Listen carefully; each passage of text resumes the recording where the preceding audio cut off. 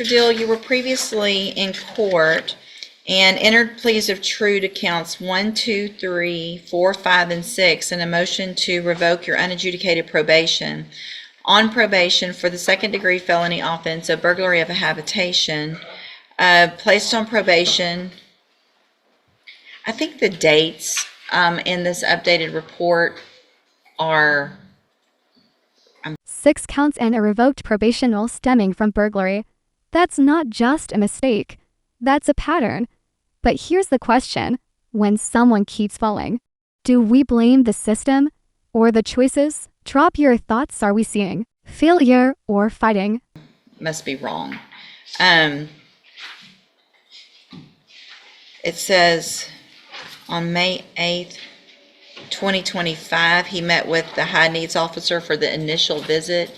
Should that be May 2024? Yes. Okay, all right, just want to make sure.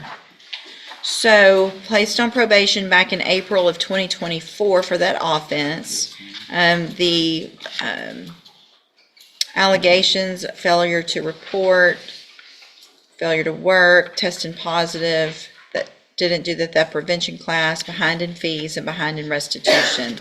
There was no agreement, is that correct?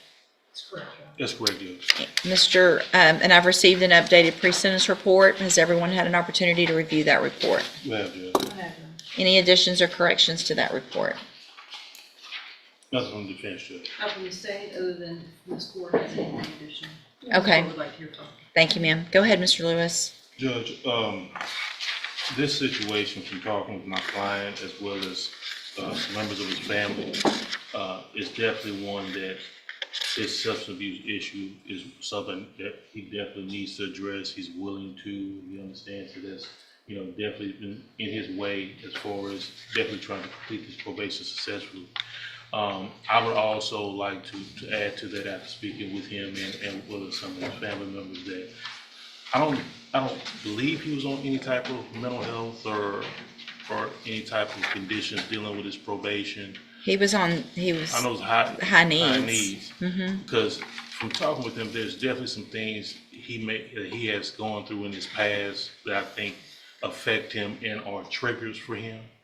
And I believe that, if he's able to get that type of help, to help with that, I think that would definitely help with the substance abuse. This is where things get complicated.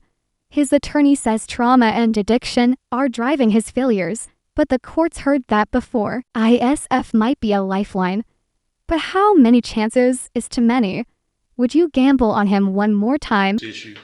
I believe there are vehicles available through community supervision that can address that. He's more than willing to accept that help at this point, understands he needs it. I know it looks like the recommendation in the updated PSI from probation is for ISF. It's something that they would recommend. He's more than willing to comply with that and try to work with that as much as possible. If there is anything that's available that has some type of aftercare or anything, he's more than willing to do that as well.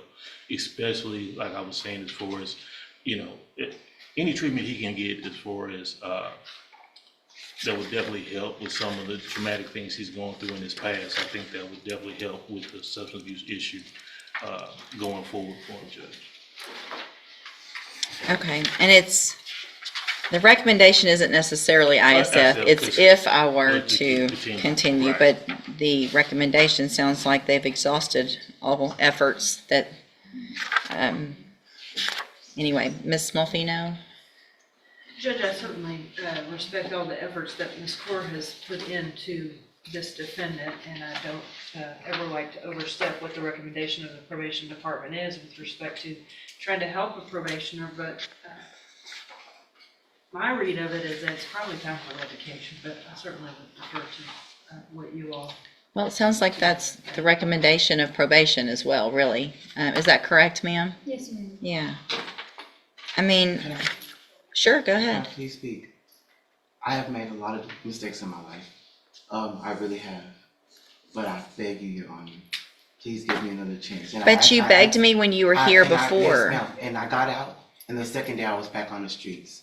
I did not have a plan for my life outside of just getting free.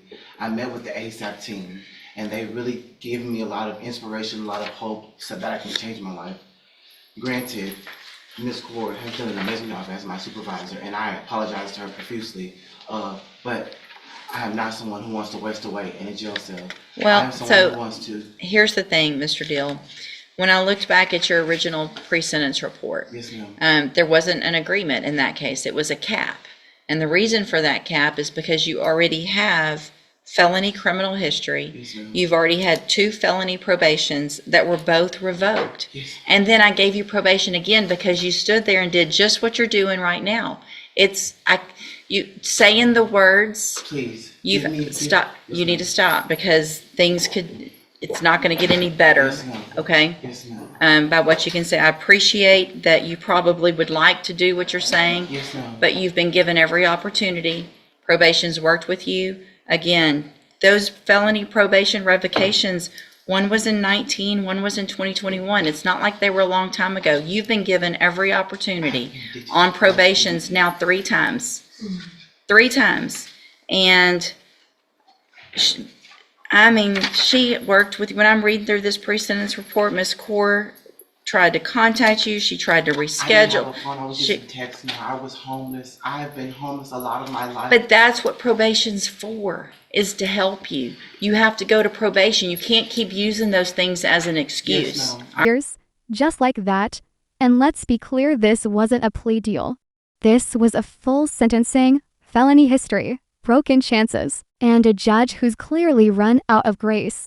But do you think prison changes a person or just hardens them? All right, so I'm going to find that you entered your pleas of true to counts 1 through 6 freely and voluntarily. Yes, ma'am. Find those counts true. Find sufficient evidence to find you guilty, and at this time, find you guilty of burglary of a Yes, habitation. ma'am. Going to sentence you to a term of 5 years in the institutional division of the Texas Department of Corrections. You will receive credit on that sentence for any time that you've been in custody that the law gives you the right to receive. I'm going to hand you the trial court certification. I need you to sign that with Mr. Lewis. It shows that this was not an agreement, so you do have some limited rights to appeal. I'm also handing you a written admonishment regarding your ineligibility to possess a firearm or ammunition. Because of the judgment entered against you, you're ineligible under Texas law to possess a firearm or ammunition. Possession of a firearm or ammunition could lead to charges against you. Firearm is a legal term, and you should read that written admonishment I provide you to see what devices qualify as a firearm. If you have questions about the laws that make you ineligible to possess a firearm or ammunition, or about how long that lasts, you can talk to Mr. Lewis. Yes, ma'am. I understand this isn't what you want. Take advantage of it, and when you get out, take advantage of opportunities in the community, because there are some that can help you. Thank you. All right? You can And go I back wanna with say the, one last thing to you, Judge. I will change my life. I hope so, I for will. you. For me. Yeah, I hope so. I really Yes, ma'am. truly do. Yes, All ma'am. right, sign that document, please, sir.